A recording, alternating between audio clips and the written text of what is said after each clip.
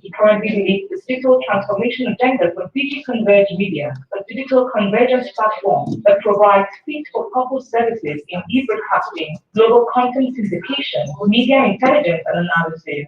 As a Google certified digital marketer, he has over the years designed and built disruptive digital products and services and implemented winning digital PR strategic interventions for TGI, 7up, Lafarge Holcim, HP, Samsung, ExxonMobil, Main One, Smart Communications, Kaiban PLC, Etisalat, Now 9 Mobile, NCC, Pepsi, Mantrek, Nigeria Olympic Committee, and NIMASA, amongst others. As a startup enthusiast and dedicated trend observer, always with the big picture in mind, he pioneered and successfully incubated Digital PR Wire, the first online PR platform for global news syndication and reputation management in Nigeria, with over 3,000 publishing partners and media outlets to date. He also incubated the first proprietary online television platform in Nigeria, Kairos Web TV, now Filcon TV, that attracted exclusive global partnership with Viva Live TV in the United States of America. A member of the Communication Roundtable of the Nigerian Path for Leadership, African Evaluation Association, and reviewer of the scientific journals of the WCS Working Group, and an associate member of the Nigerian Institute of Public Relations, NIPR. As a digital communication resource person, he has led and delivered communications-related trainings for NIPR, ExxonMobil, NNPC, TPMC, Zenith Professional Training, UK, BEEC, Peace and Conflict Resolution Resource Center, Winston Bell Communication Limited, amongst others. Ladies and gentlemen, Celestine Archie.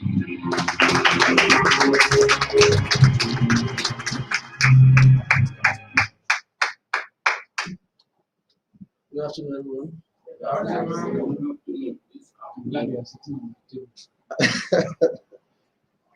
Okay. The slide, please. My name is Celestine, as you heard, and I would like us to start with just a basic question.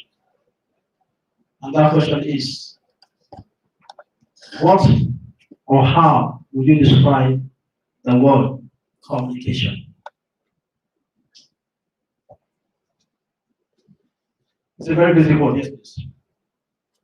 Communication is the transfer of meaning through representation. Please let's know that transfer of meaning through representation. Okay, who else? Who else? Okay. Communication is the means through which a message is being conveyed so that it is understood by the object that you're trying to convey the message to. So that it is understood. Okay? Please let's note that particular phrase. Yes, any other definition? Yes, ma'am. I'll go with the elementary one. Yes. The transfer of information from the receiver from the sender to the receiver and expecting feedback through the media. And expecting a feedback. Now, we had three people describe what they understand by the word communication. And three of them gave three different perspectives. Okay? And pointed out three key elements.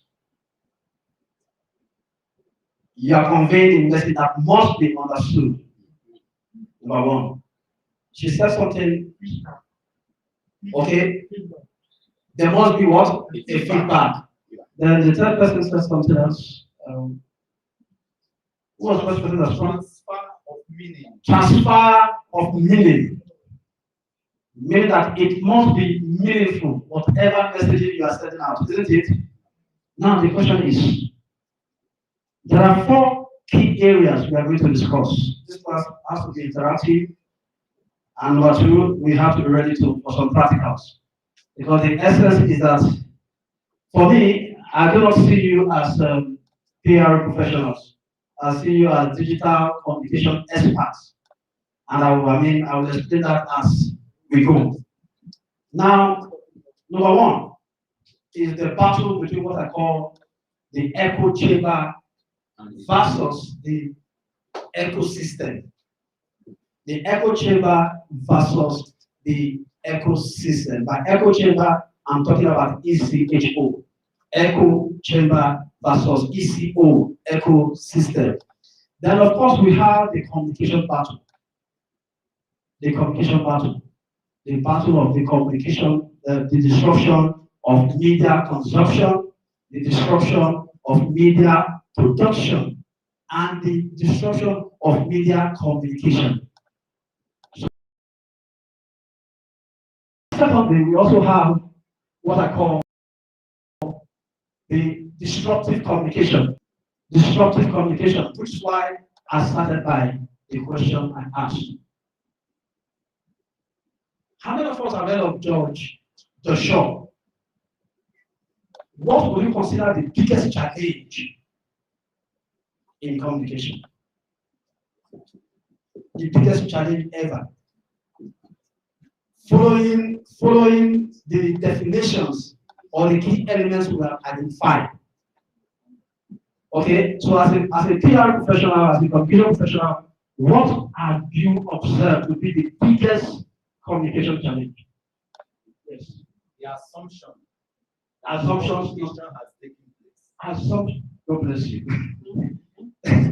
Assumption. We assume that what has taken place, communication has taken place. And that's why Joshua said that look, the single biggest challenge of communication is that illusion that communication has taken place. And what we do today is more of echo chamber. And echo chamber is a place where we pontificate. We tell. We do not, we are not even exchanging ideas. As far as we are concerned, all we want is just to throw all the information that has no meaning, that is not even understood by the audience. You are not even taking out time to understand where your audience are or who they are, their lifestyle, their online behavior. You are not even taking time to segment them in terms of their demographics. Where do they spend most of the time? On Facebook, on Twitter, on LinkedIn, on TikTok. We have the social media and we have the dark social. Can anybody mention 3 dark social platforms that you know? Yeah? WhatsApp, God bless you. Telegram. No, LinkedIn is social media, Instagram is social media. I'm talking about dark social. Telegram. WhatsApp, Telegram, yes? Yeah? Of course, FaceTime is dark social. Okay, what is the difference between social media and the dark social? It's very important you know the difference. Why it's called dark social. Anyone? I think it's the ability to control. It's more direct. You have the contacts. You can. You also have the contact on social media. Yes. But you don't have that freedom of posting pictures or videos or. You actually do if you know how. You actually do if you know how. It's very important as communication professionals that we know the difference between social media and dark social and how they relate to how we communicate. So, anyone wants to try? We must get it. I know you know. Let me put it on to see what it is. You know WhatsApp is dark social. What is the difference between WhatsApp and Facebook? If I have to break it down. Okay, so again. What makes, yeah. WhatsApp is dependent on your contacts. Contacts you have, while So is Facebook. Yes.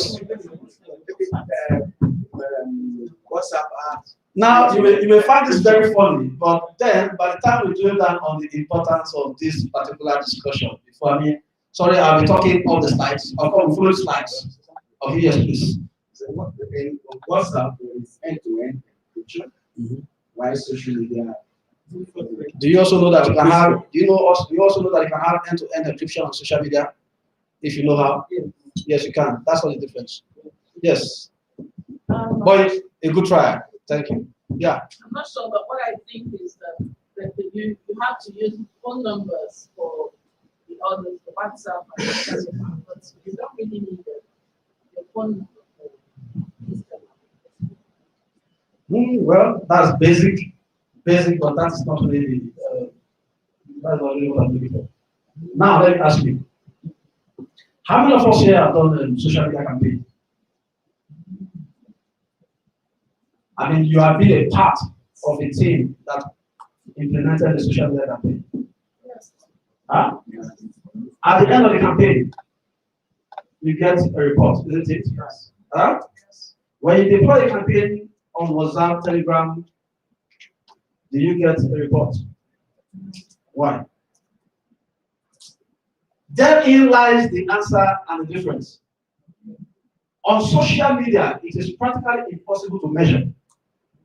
Practically impossible to do what? To measure. On social media, no matter the platform, as long as you know the right tools to use, you can actually measure. Yes. But then I will tell you in the course of this class a shortcut, ethical shortcut that can actually assist you to measure, be it a social media campaign or what? A dark social campaign. So let's go down to business.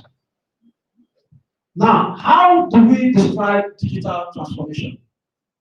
We cannot be talking about digital communication or the power of digital communication without talking about digital transformation. Yes. Can I get clarification just please that on social media you can measure Social media you can actually measure. There are several tools. On that social is practically impossible for you to measure. Okay? So what is our I mean we can't be talking about digital communication, the power of digital communication, without understanding what digital transformation is. Because the first thing that brought about digital communication is what? Disruptive innovation. But then someone asked me, and I'm asking you, when we talk about disruptive innovation, can innovation be disrupted? Sorry, I'm posing so many questions, but it's for a reason. Can we actually disrupt innovation? Yeah. Huh? Why not? We can. How? How and why? In a dynamic society, what accounts? Things change. So to disrupt innovation is not an exception.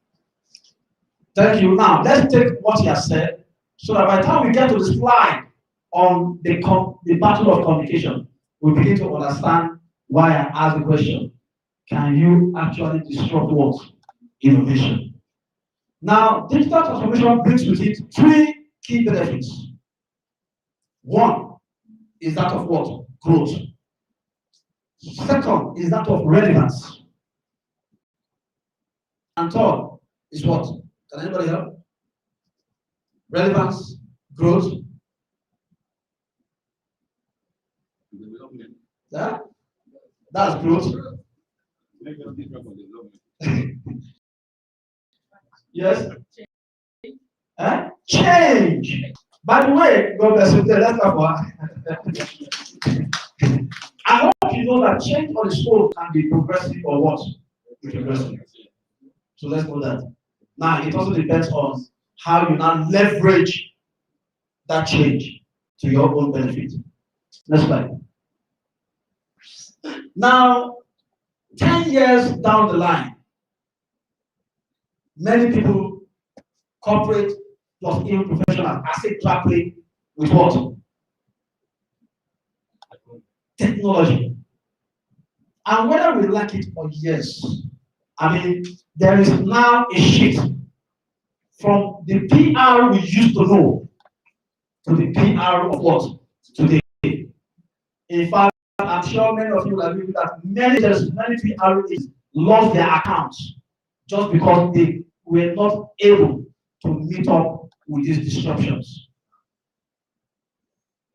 So the question you ask yourself, as a professional, even in your own career, do you think you'll be relevant in the next 5 years? And what do you think will keep you relevant? I mean, the Guardian about 3 years ago introduced AI as what? One of their newscaster and even their news reporting. No longer do they have reporters writing news. Who writes the news? Artificial robots. So I'm asking you, even, I don't know, whatever your role is currently in, I mean, wherever you are now, do you think you will still be relevant in the next 5 years? That is the question we should be asking ourselves. And that is what we'll be talking about. Now, we have common complex obstacles. And what are they? Everything is being what? Digitalized. Do we agree? Yes. Huh? Even the press release is what? Digitalized. Eh? Even traditional media is becoming what? Digitalized.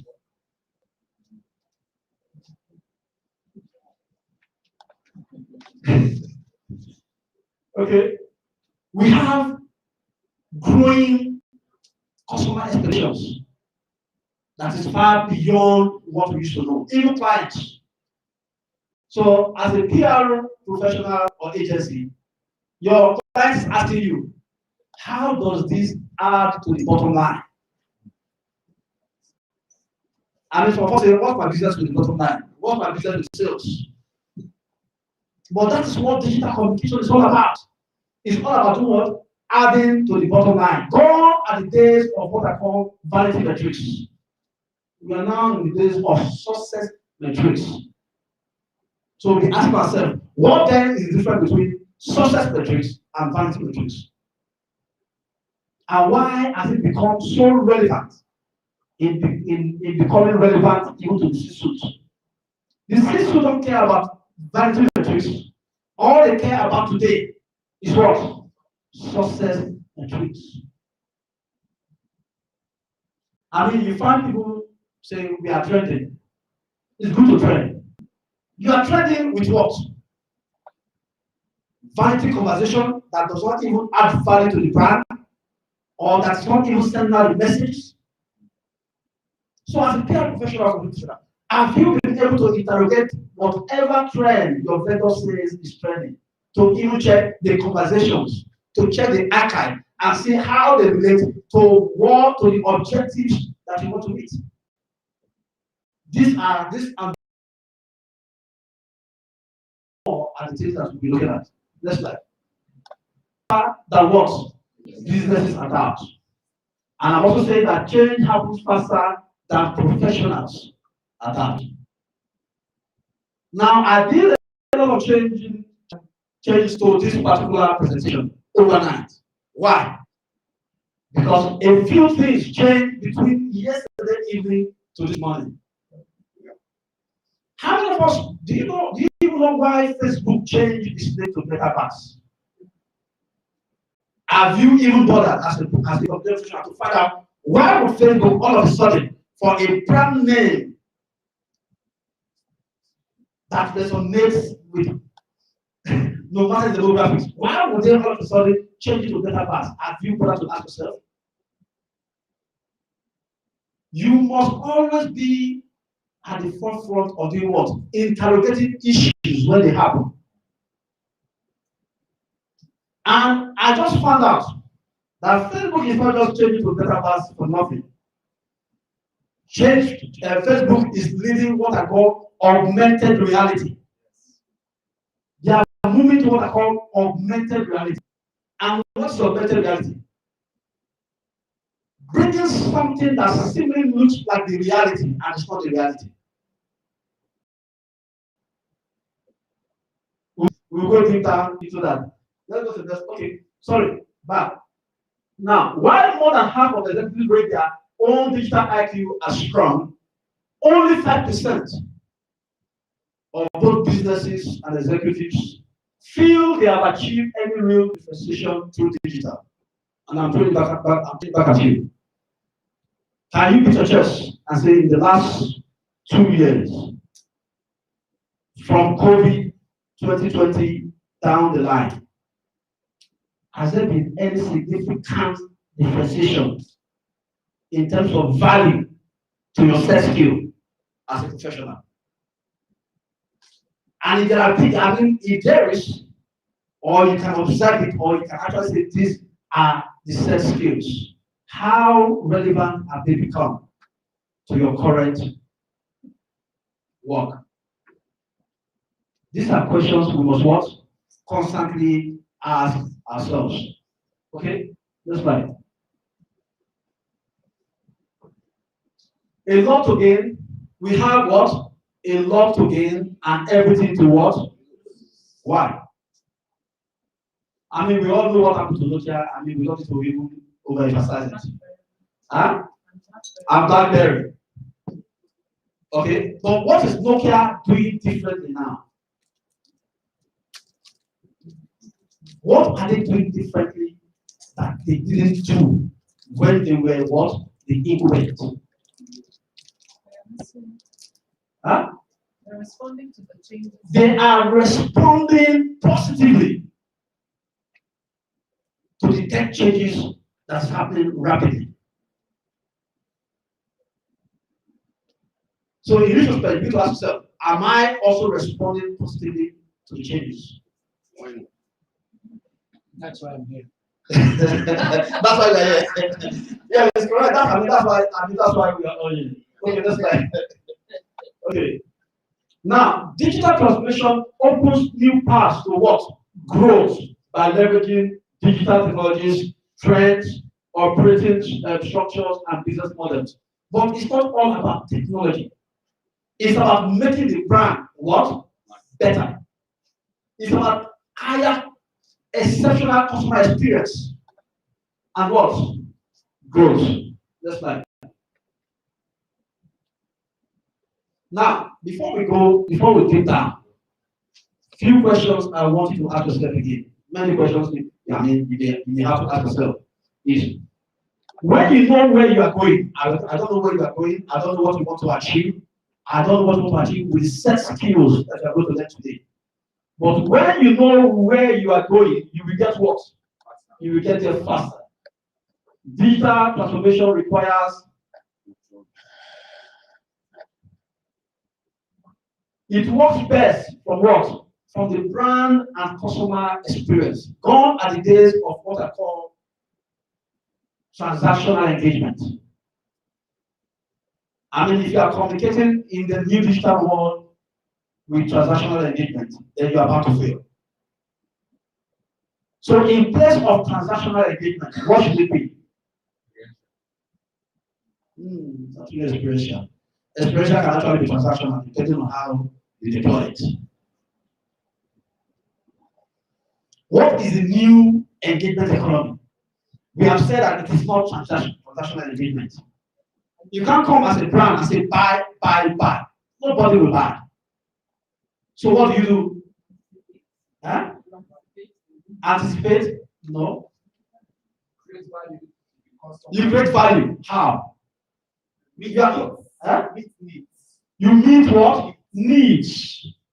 Can you give us an example? It's the customer that determines what. Let's take for example. I mean, the first two speakers were talking about NIPR, isn't it? Huh? How many of us really understand what NIPR is all about? Is it backed by blockchain technology? Huh? You are sure? Now, we can hear it is, it's not. Why? Because right from what you said from the beginning, they are telling, they are not communicating. Am I correct? Yes. They are telling us about NIPR, but they are not actually communicating. Nobody is.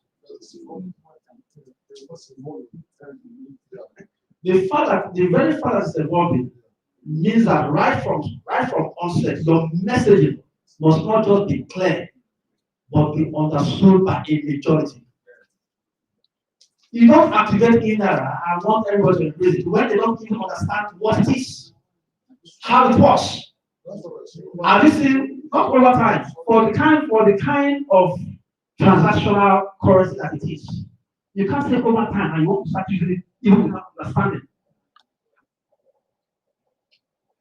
You can't force me to use something I don't understand. I have to understand it in order to what? To take that risk. So what went wrong? What is CBN doing wrong when it comes to communicating the benefit and relevance of e-naira? Eh? He says lack of sensitization. Yes, what else? The messaging is not just, the messaging is not even there. No meaning. Have you seen any FAQ on e-naira? I'm asking you. Have you seen? Yes. Okay, you have. How many of us in this room have seen an FAQ on e-naira? Okay, one out of how many? Very good. Now, hold on. Let me tell you, very good. Let me correct. Now, let me say something. In digital communication, content remains what? King, isn't it? Huh? If content remains king, what then is queen? I'm asking. That will actually answer your question. Content is king. We can't argue about that. If content is king, there's a queen somewhere that if you don't recognize, you are bound to fail. And that's why CPL is failing. So if content is king, what is queen? No? What? Huh? No. Somebody must get it to. If content is king, what then is the queen? Any award for whoever gets it. Amplification. You have content. No matter how good your content is, if it's not findable, if it's not shareable, it is what? Useless. Totally useless. So you have a content stuck somewhere, not reaching a segmented audience that is so wide, and you say you are communicating. You are not communicating, you are only pontificating.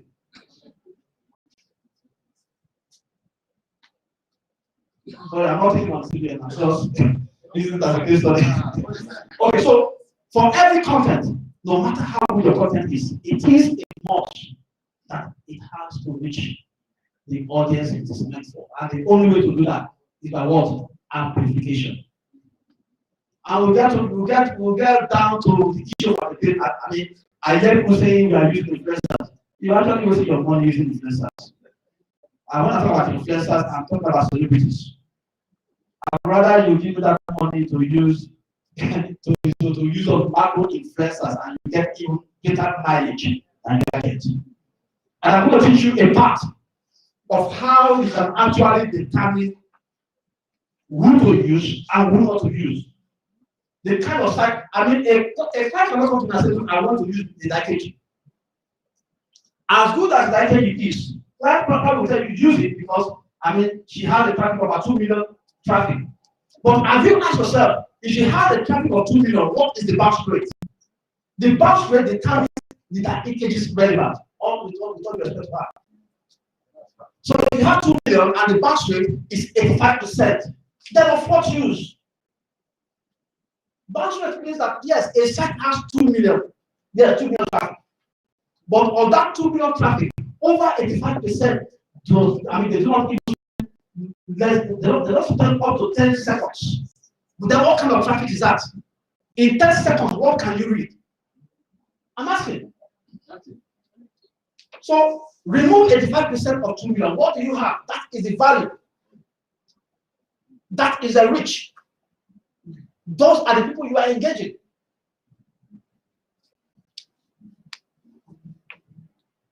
Don't let me digress. Let's go to the next slide.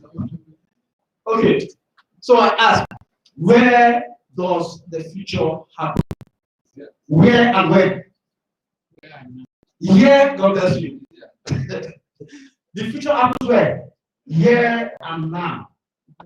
I'll tell you how. That's fine. Now we are going to what the communication point. We are not agreeing that communication has impacted the way people communicate. How many of us have heard of Slack? Have you used it? Okay. Now, Slack is one tool that each of you, I would encourage each of you to start with. Please spell it. Slack. S-L-A-C-K. If you have time, we are going to do some practicals on it. Now with Slack, you can do so many things in terms of collaboration, in terms of communication, in terms of virtual meetings, and much more. In fact, in Slack, do you know that now with Slack you can actually achieve? Exactly. You can do much more. We'll get on to it. We also have training. How many of us have heard about training? Have you used it too? Great. Asana, how many of us? How about Trait?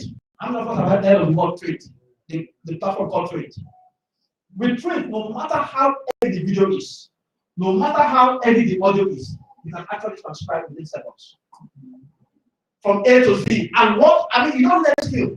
The only thing you need is to upload your digital assets. What do you call it? Trint, T-R-I-N-T.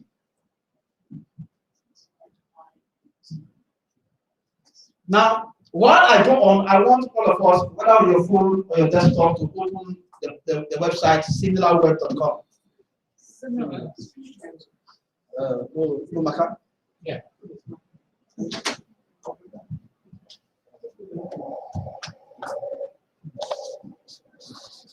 Similarity. Similarweb.com. Okay. That's fine. Now, let's talk about the evolution of PR to digital communications. Do we all agree that PR is undergoing an evolution? Yes. Huh? Yes. You must have heard of the word like PR tech, Comtech, Altech, Edutech, and all that. Okay? Now, population is going through fundamental shifts that will change how we do what, think about, and utilize it forever. Simply put, PR can't operate in a what? Silo anymore. First, they must have what? Multidisciplinary skills. And what are the skills we're talking about? Writing.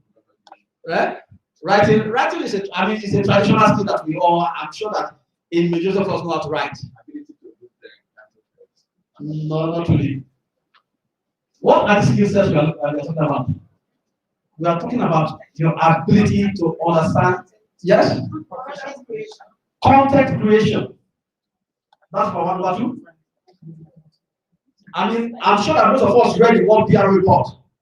The World PR report identified at least 4 skills that will remain relevant for the next decade. So you ask yourself, one thing I love about Google is insight or data, isn't it? But what is the relevance of data without insight?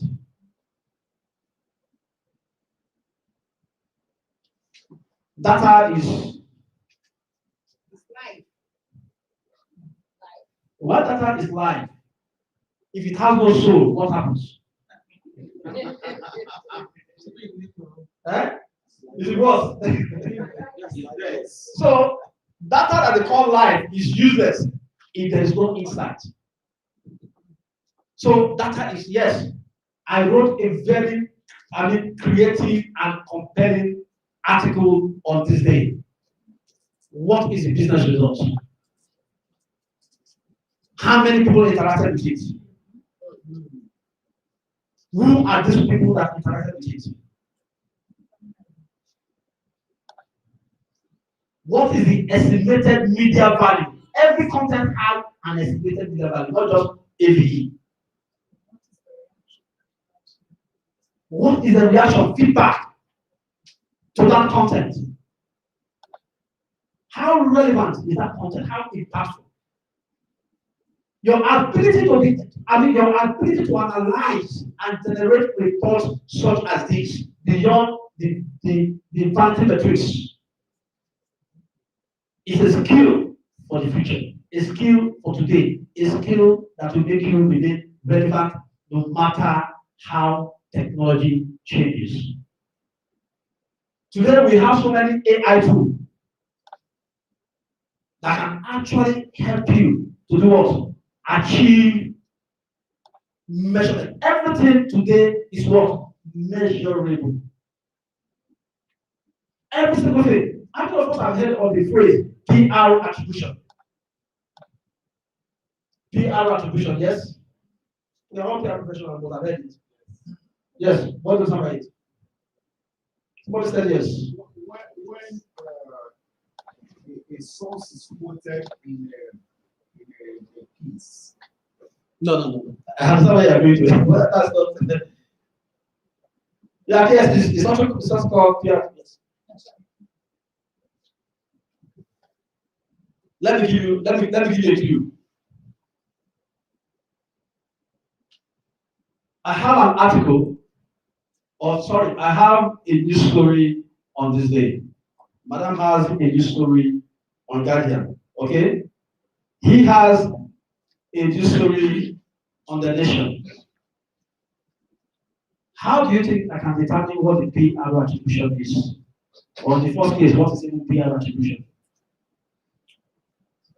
Simply put, PR attribution identifies the exact audience that interacted with your article and the reaction they took thereafter. If these two things does not happen, then as far as that success metric is concerned, you have failed. So the question you should now be asking yourself, how can I even identify those that interacted and reacted to my article or my news story? Isn't it? Now let me ask you a question. You send a news story to this day or to the Guardian. Okay? Sorry. You work with each organization? Nigeria Deposit Insurance. NIPR. Good. And they have a website. Okay. Can you give us an introduction to a news story?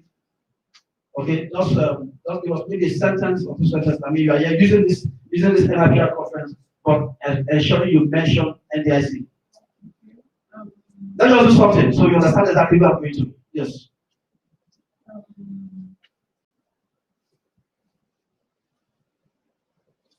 As PR comes, we should eat, drink, and do what? And speak. Okay, but I think I can do it.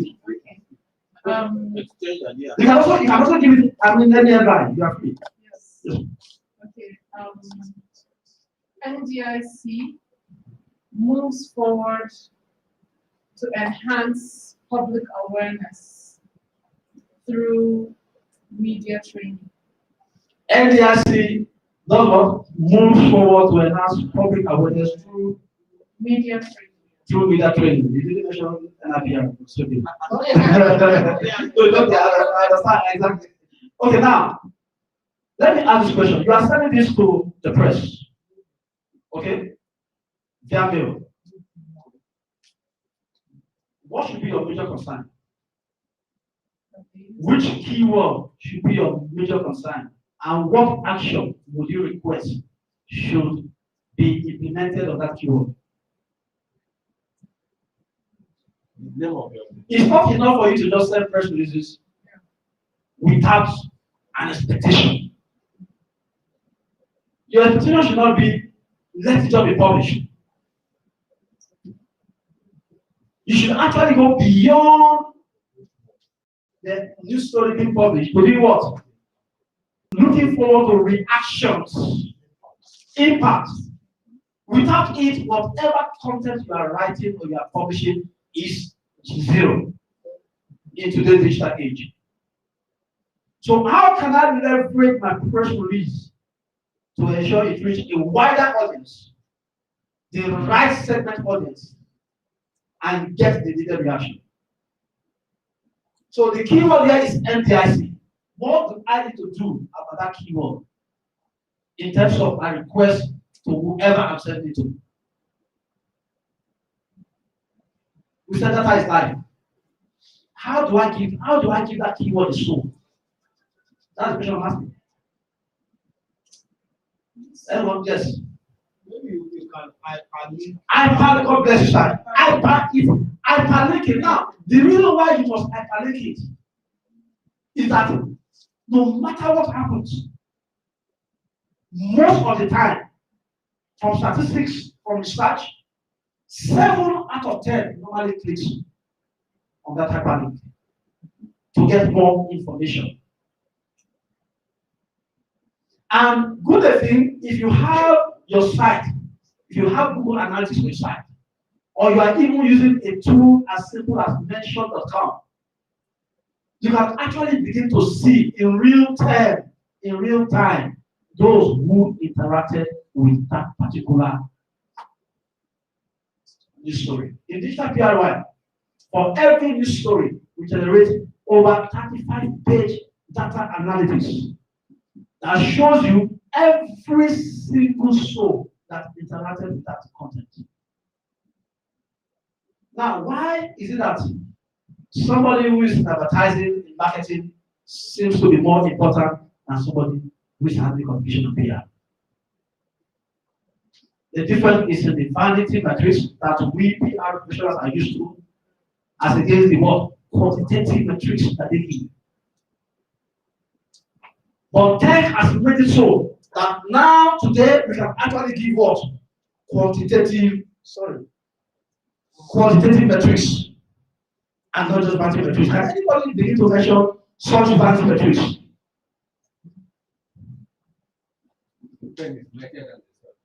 No. Metrics. Okay. 1,000 views, isn't it? Huh? What other metrics? Front page. Number of shares. Number of shares.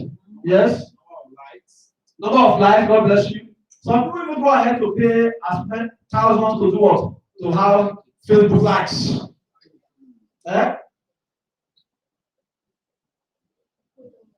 Followers. God bless you. Yes. These are vanity metrics. Then of course comments and tone. Comments and tones, they are not vanity metrics, they are actually quantitative metrics, and I will explain why. Okay. Now, let's now focus on the quantitative metrics. What are they? Share of voice.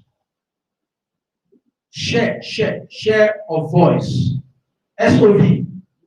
If you don't know your SOV as a brand, even against your competition, then you are not certain.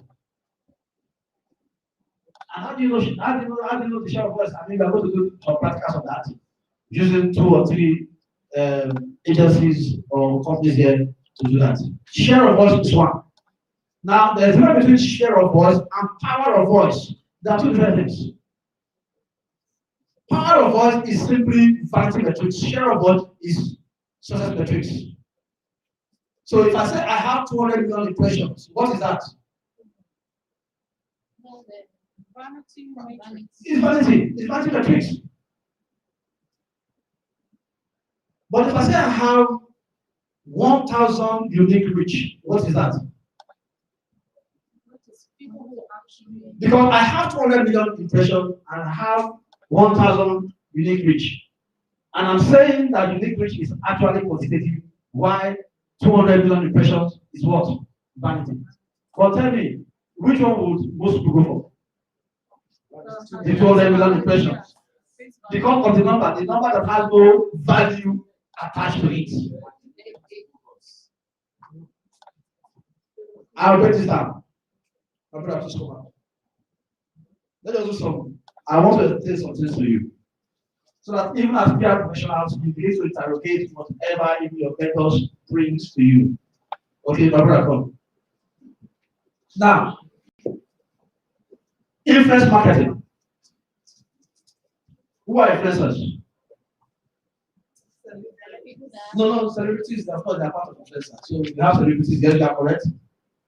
Yes, but how would you describe an influencer? Somebody with a large followership. Somebody with large followers. That is how he or most of what describe what influencers. Is that correct? Somebody I'm asking, is that correct? The fact that I have a large followership, Relevant. does that really make me an influencer? Relevant. Eh? Relevant. Is that suggested? Okay, let's hold on. We'll take every. I mean, let's discuss this. Relevant. Why this is important? Because I have observed over the years that brand managers, communication managers, CEOs are, they repeatedly make this mistake. Your large following does not determine if you're an influencer. Does not. Not in any way. And I will demonstrate it with my two bosses. Sorry. Your large followership, whether on Twitter, whether on Facebook, whether on Instagram, even as a celebrity, does not do what? Determine if you are an influencer. No. What determines if you are an influencer is your cloud score. Your cloud score. KLOUT. Every influencer has what I call a cloud score. The cloud score is their relevance in that particular industry. So he has 100,000 followers on Twitter, or 200,000. Let's give him 200,000. You have to have 200,000. Okay. So he has 200,000 followers. Automatically, we enlist him as what? An influencer. He has just 5,000 followers. He's not an influencer. He's discarded. Without being what? Without considering what I call a data-driven analysis. So you have these two influencers. What data, what insightful data do you have to determine who among these is relevant to your campaign? You now make decisions based on the followership. The campaign is already failed. So I gave them the same messaging document. It tweets one, it tweets two. Ordinarily, judging by the numbers, who should give me the highest impact? 200 million. But most of the time, we found out that we have people with 5,000 followers giving you greater impact than the 200,000 can never give, even if you give 1 month to do a campaign. Why? because of the value. Clouds. They are hundreds. So if you have 200,000, but how many bots are following him? Bots are BOTs, and they are just machine followers. Yeah. So you could have more than 78% or even 90% following him as bots. I think they are humans. Not humans. It's as good as useless. Yes, ma'am. But even if they were humans, I have found that there are some people online who have a specific emotional connection with their followers. Like the person who has 5,000 followers now, they are actively following him, listening to him, imbibing whatever he says. Whereas the person that has 200,000, the person that has 200,000, many people probably pass through his platform just for entertainment or whatever things he or she said. So, for example, like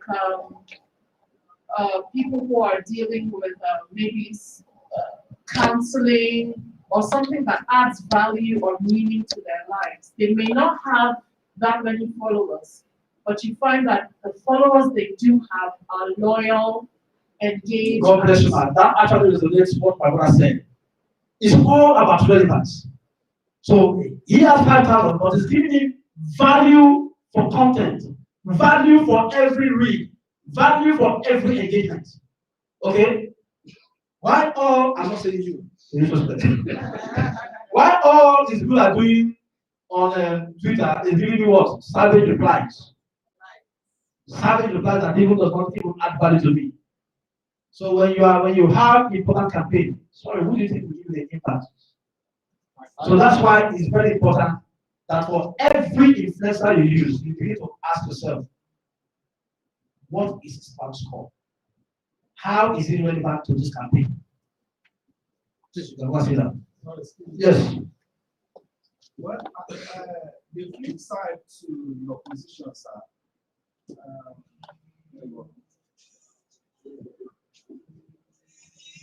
I said the flip side to the position is that brands also have different campaign objectives.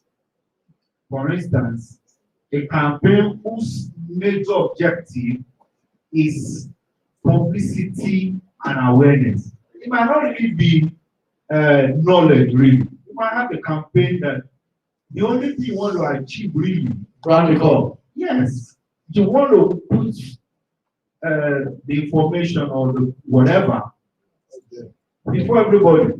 So I'm saying campaign objective is also very important in the choice of your influencer. For instance, like I mentioned now, if I want this campaign to reach as many as possible, obviously, I won't go for the man with the 5,000 followership because my objective is I want brand recall. I want as many as possible to know about this product. My objective might not really be sales. I just need awareness. Okay, thank you. Now, let me show you. Now, is there for every campaign, there's one campaign that will just have a single objective. Yes. That's number one. Number two, you don't go headline on a campaign just because you want awareness. For every awareness, there's an associated engagement. There is no awareness you put out there and you don't have a level of engagement that can actually mess up the brand recall. You don't want your brand to, for instance, let's take a case study. Is it TVT? I don't want to call that TV station that came with so much noise and then. TST. Is it not TVC? TST. It's a cable brand. TSTV. TSTV. How many of us remember how TSTV started? With so much noise about awareness. How many of us remember? I mean, TSTV was everywhere. In terms of awareness, you cannot even, you need them 100%. But guess where they failed? Why they focus on awareness for brand recall? They forgot that for every awareness, there's an associated engagement. Those engagements, stakeholders will not look over. So you have an awareness that comes that gave a brand promise just because you want to end brand recall. At the end of the day, you're not giving a brand promise. What happens to your reputation? You mess up your reputation. Exactly, TSC is a case study. That's what I'm saying that look, let's forgo everything about vanity.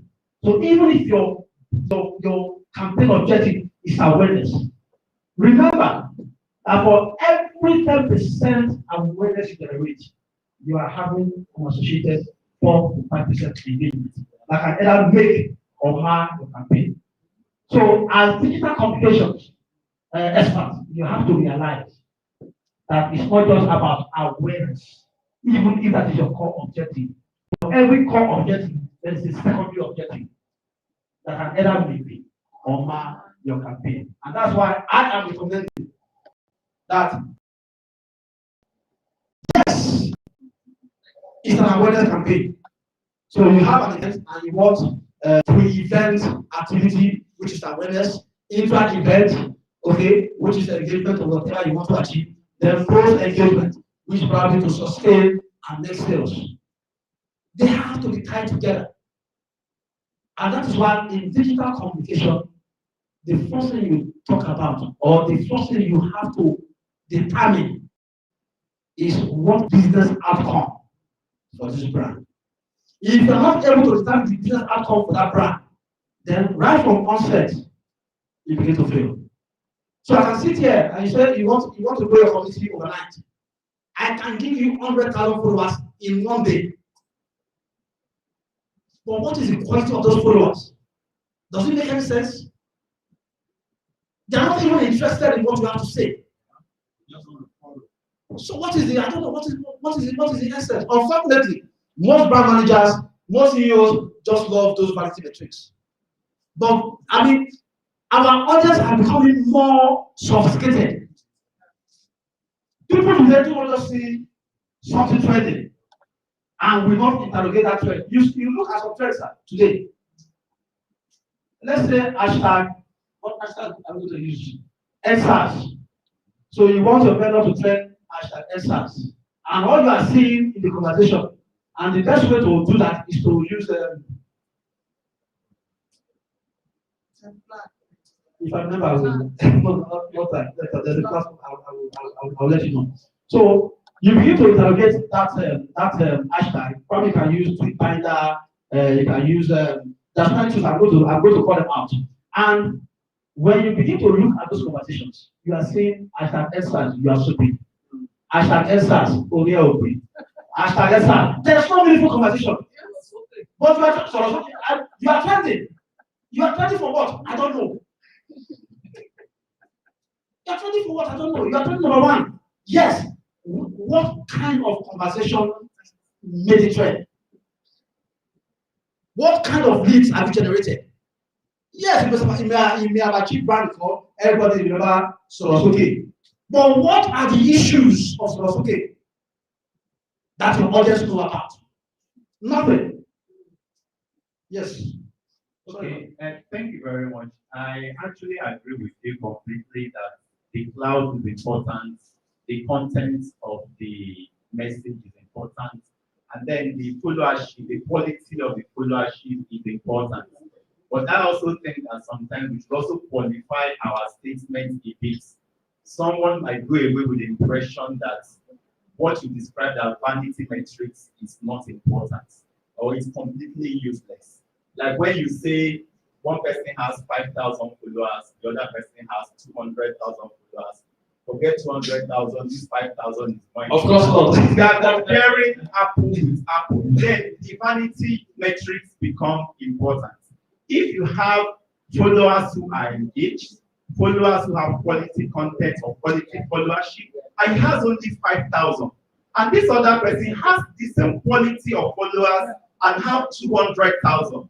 You cannot tell me that. No, we are actually on the same page. What I was saying in particular. I'm not saying we should qualify yes. when we say that it's not just the bottom line. Yes, thank you, my brother. The bottom line is this: for every influencer, irrespective, regardless of their followership, okay, have a data-driven strategy to analyze every one of them, so you know exactly what you are getting. Okay, that's the takeaway. Let's try. Just chip in. Yes. I wanted to just say on this issue of the increasing sophistication of The audience. the audience of the digital platform. Yes. There are some very huge influencers. Today you see them advertising skin cream, tomorrow they're advertising something or the other. Exactly. I think many people will visit their platform and they know very well when they are advertising something. And sometimes it's not really valuable because they see them as just marketing, and they would rather wait for the content that they now produce to as part of their own brand. And they're purely on that platform to see that kind of content. And it just happens that sometimes they will have that content that is advertising something and they're exposed to it, but not necessarily engaging. Exactly. Yeah, thank you, man. Very correct. Okay, yes? Yes, ma'am.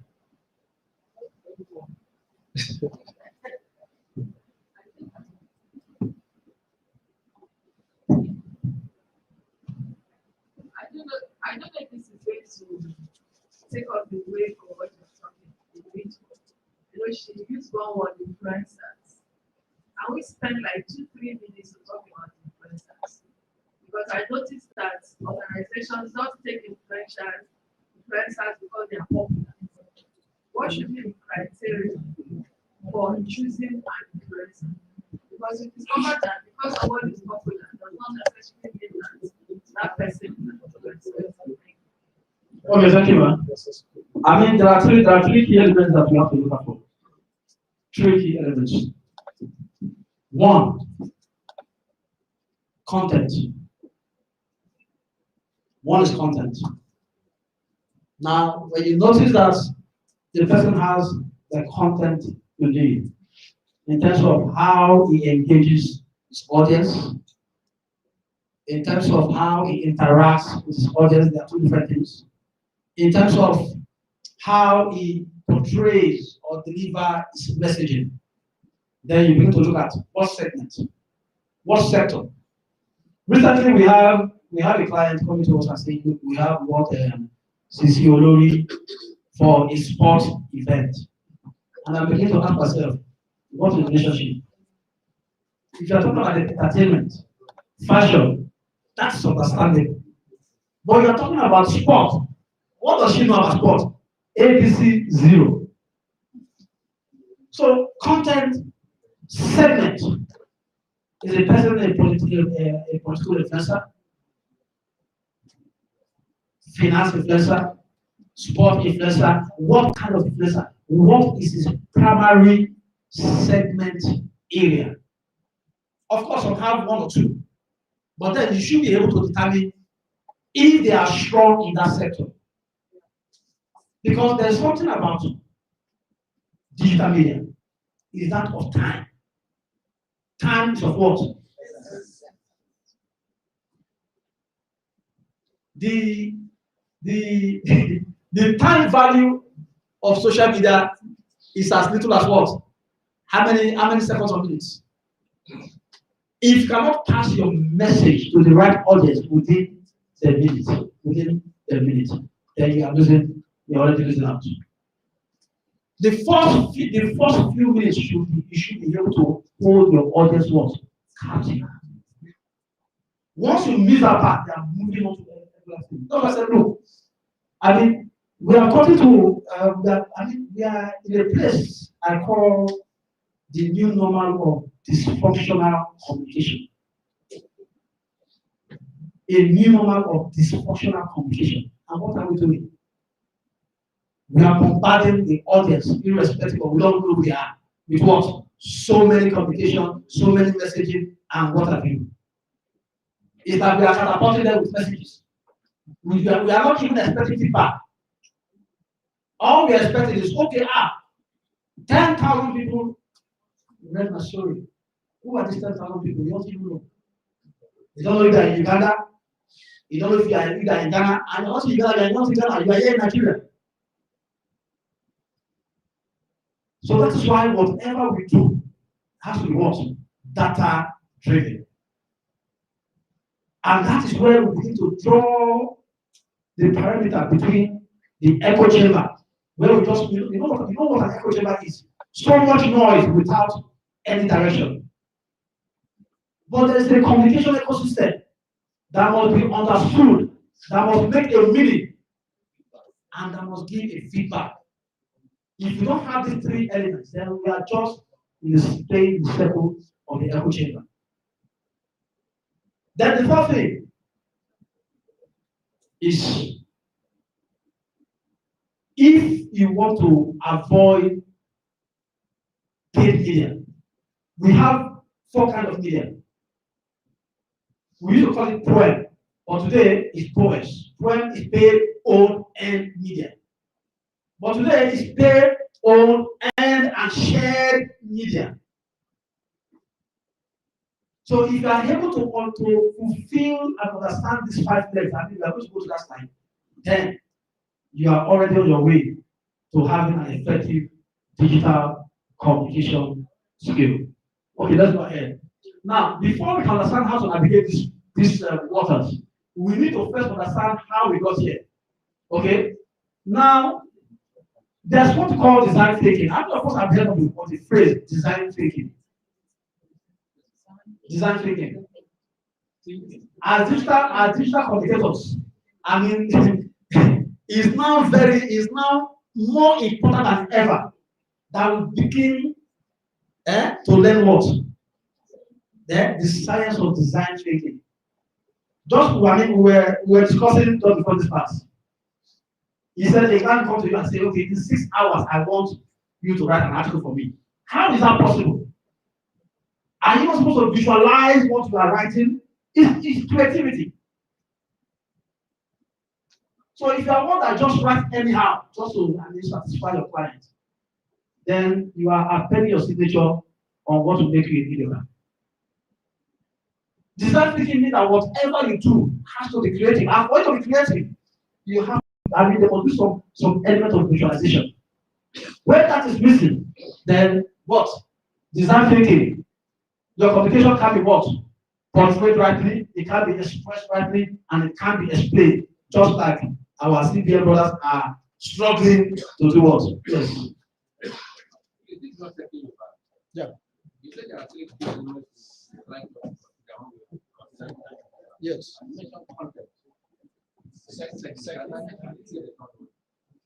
I mentioned content, segment, okay, and messaging.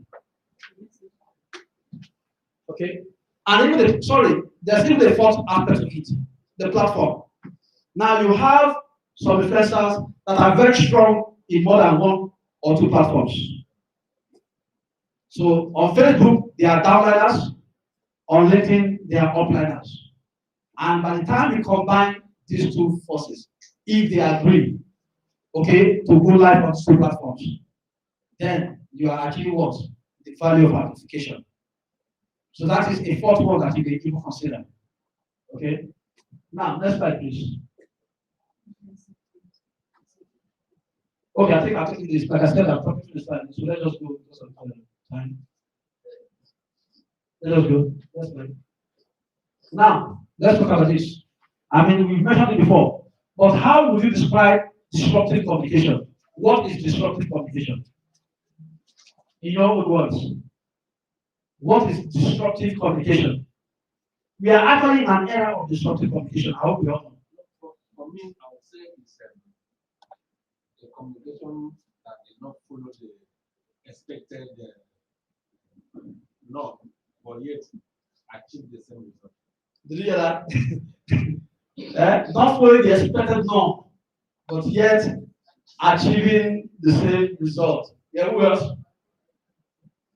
You cannot predict the outcome. You cannot predict the outcome. Now, let me surprise you here. Let's go to the next slide. How to the next slide?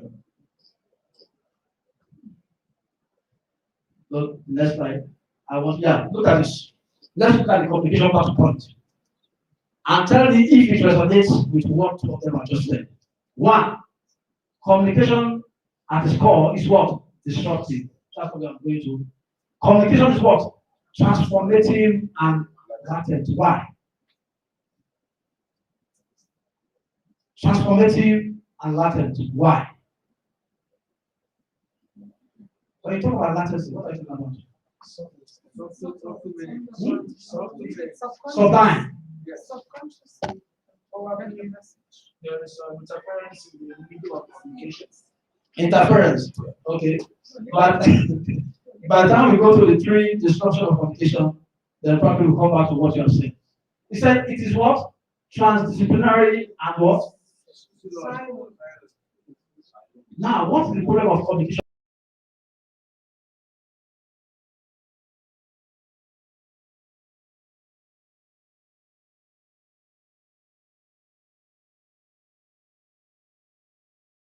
At least a majority of us. Okay, it's paradoxical and static.